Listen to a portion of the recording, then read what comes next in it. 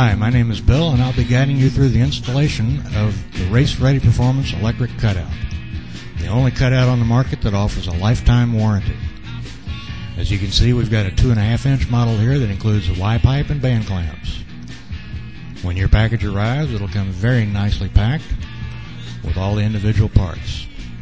As we look at each particular box and start taking the parts out, these are your stainless steel band clamps for no rust. In this box we have the Y-pipe, which will go in between the section of exhaust pipe that we cut out. And in this box we have the exhaust flange, or exhaust gasket I should say. You have this package that contains your wiring harness, your control switch, all the hardware and fuses you need for the connection, and last but not least, you have the Race Ready Performance 2.5-inch cutout.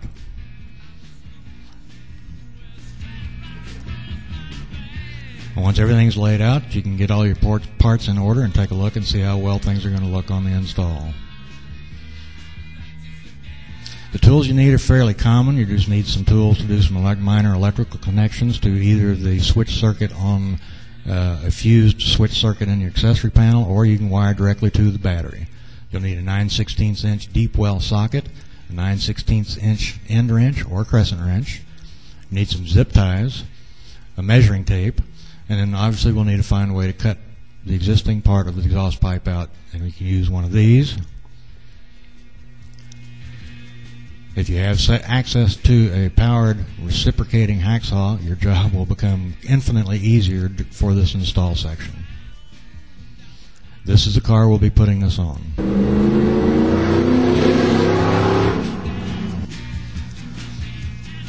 This is a 2004 Ford F-150 pickup truck, 4x4 with an 8-inch lift kit, and we'll start with the switch installation on this car by using an existing accessory plate that already has some modifications in it and made a perfect location for us to put the switch into this car.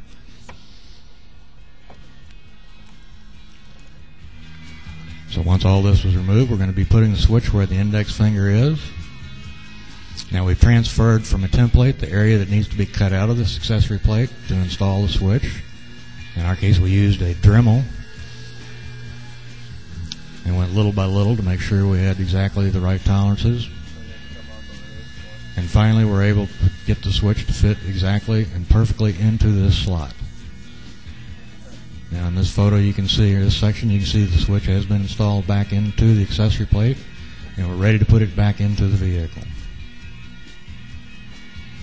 First we need to take the wiring harness and run it up through the center stack to bring the electrical connector up through the area where the switch is going to go back. This simply is a plug that will be used to plug back in the control switch to this section of the wiring harness.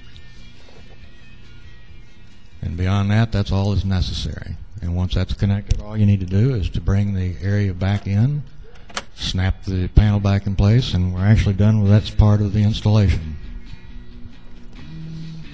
Now we do need to go up through and clean up our wire and get the wire that we're going to run down to the cutout. You can either go through the floor or you can go through the firewall. In this case, we found it easier and more accommodating to go through the floor on this truck. And peeling the carpet back, we found a very large electrical grommet, which all we needed to do was put a slit in it and run the cutout connecting wire through that slit into that grommet down through to the bottom of the truck. And once we've got all that connected, for now we've just simply loosely draped it over the transmission, the spinning parts of the transmission, over by the exhaust shield and that section of the exhaust pipe that we're going to be cutting out. We've pre-marked the area that's going to be cut by using blue tape, which is the length of the Y-pipe. Make sure we have enough room. Now this gets pretty loud, so I won't talk as much.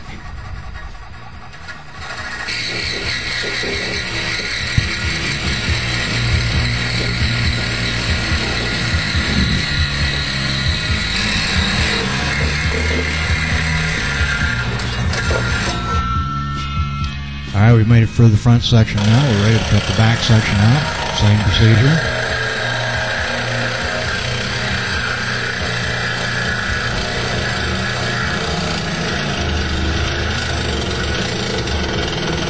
Always want to encourage you to use extreme safety when working underneath your car. So now we're ready to put the Y-pipe in place after we get the band clamps assembled. And notice the pressure plate that goes onto the 2 bolts. In this section we're just showing a temporary situation for fitting to make sure that we have enough room between the front and the rear of the exhaust pipe for the band clamps to fit properly. Now you'll see in this section here that we do put this pressure plate onto the bolts. This is absolutely mandatory that you do this because this is what applies the pressure evenly and equally to the band clamp and tightens down onto the exhaust pipe. While tightening down the band clamps, you want to alternate between the front bolt and the rear bolt and apply even pressure to both to make sure that you have an exhaust free leak or a non-leaking exhaust section. And once these are down, there should be no leaks of exhaust at all. We also do the same on the rear. And once all those bolts are down, we're now ready to put on the cutout itself. One of the very nice things about this cutout, you'll notice, are the slots on the exhaust plate itself. This allows a great deal of freedom in being able to rotate the exhaust cutout up or down in varying amounts in order to be able to make sure that the cutout does not be the lowest point on the car or the bottom part of the car, and to keep it away from a heat source. Now that we have it installed, we're ready to run a preliminary check, and after the wiring has been connected, we go back through and use zip ties to clean up some of the wiring and make sure that it does not get involved in the drivetrain or any spinning parts, and is as far away from a heat source as possible. In this particular case, we used a 3M Scotch inline connector and used an existing switched accessory panel to power the cutout. You can also run yours directly through the firewall and make a direct connection to the battery if you wish. It's time for the test.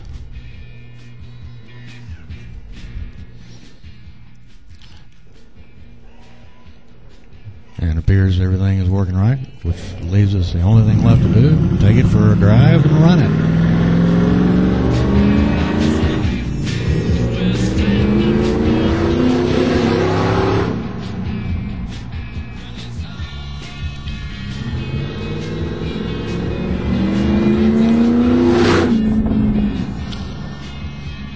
We hope you found this video informative and helpful.